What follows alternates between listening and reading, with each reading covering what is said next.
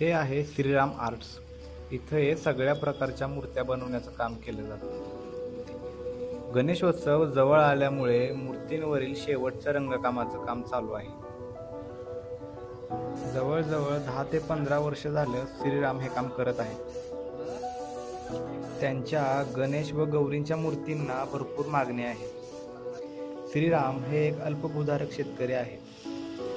हाताला काम नसल्यामुळे त्यांनी 10 ते 15 वर्षापूर्वी या व्यवसायाची सुरुवात केली. वडील मी लहान असतानाच वारल्यामुळे जबाबदारी माझ्यावर झाली, त्यामुळे शिक्षणही घेता आलं नाही आणि शेती करण्यासाठी पाणी नाही, पाऊस नाही वेळेच्या वेळेला. त्यासाठी मग हा गणपतीचा व्यवसाय निवडला. त्यात हळूहळू गणपती बनवत आता चांगले गणपती आहे.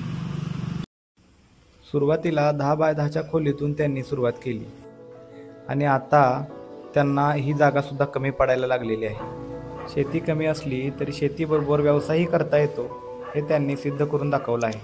सुरुवातीला मी एकटाच काम करत होतो. आता माझ्यापाशीच साधारण एक 5-6 मजूर आहेत कामाला. सुरुवातीला एक 50 मूर्त्या तयार केल्या. त्या मूर्त्या चांगल्या विकल्या गेल्या. त्याच्यापासून पुढं प्रगती होत होत आता साधारण माझ्या 5,000 मूर्त्या जातात. ते आता गणेश मूर्तीबरोबर गौरी मुखवटे, बैल, छोटी मोठी खेळणी तसेच ऑर्डरप्रमाणे मूर्त्याही बनवून देतात. त्यांच्या मूर्त्यांना आता प्रचंड मोठी मागणी आहे.